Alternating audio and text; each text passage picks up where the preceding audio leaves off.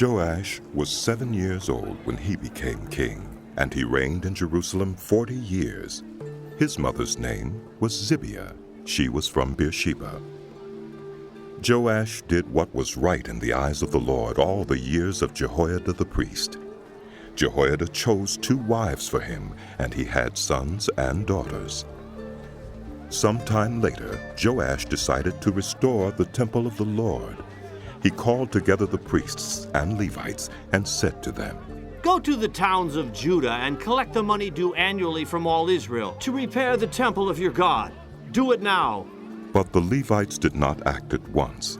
Therefore the king summoned Jehoiada the chief priest and said to him, "Why haven't you required the Levites to bring in from Judah and Jerusalem the tax imposed by Moses, the servant of the Lord, and by the assembly of Israel, for the tent of the covenant law?" Now the sons of that wicked woman Athaliah had broken into the temple of God and had used even its sacred objects for the Baals.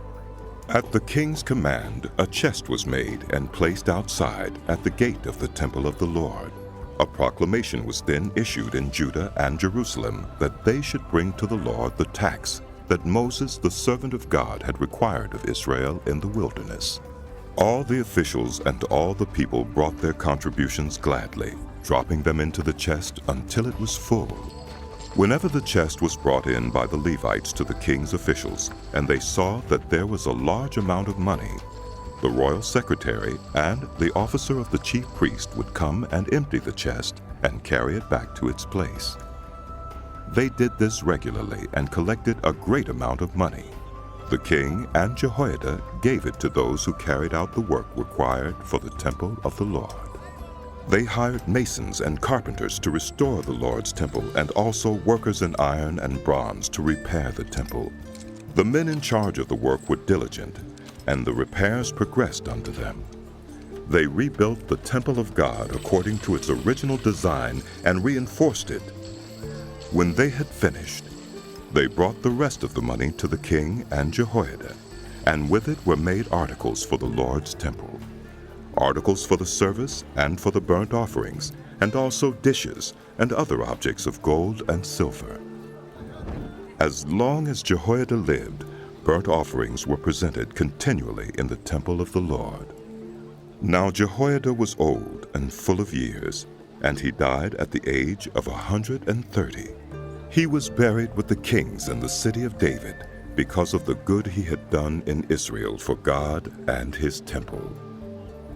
After the death of Jehoiada, the officials of Judah came and paid homage to the king, and he listened to them.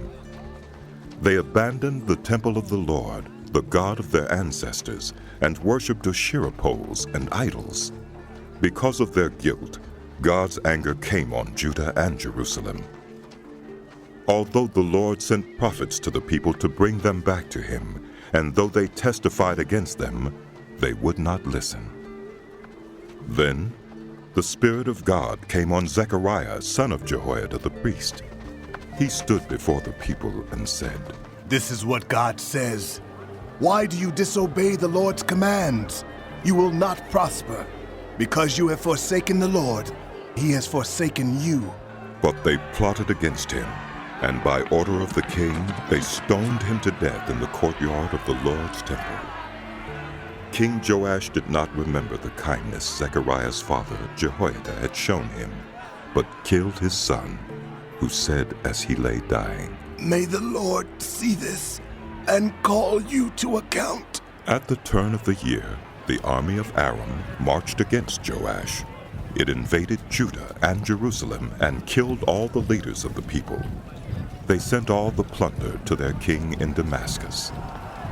Although the Aramean army had come with only a few men, the Lord delivered into their hands a much larger army. Because Judah had forsaken the Lord, the God of their ancestors, judgment was executed on Joash. When the Arameans withdrew, they left Joash severely wounded. His officials conspired against him for murdering the son of Jehoiada the priest, and they killed him in his bed.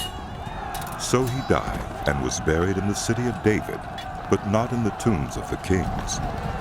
Those who conspired against him were Zabad, son of Shimeath, an Ammonite woman, and Jehoshaphat, son of Shimrith, a Moabite woman.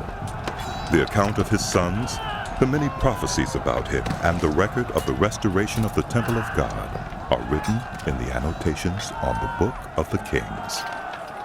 And Amaziah his son succeeded him as king.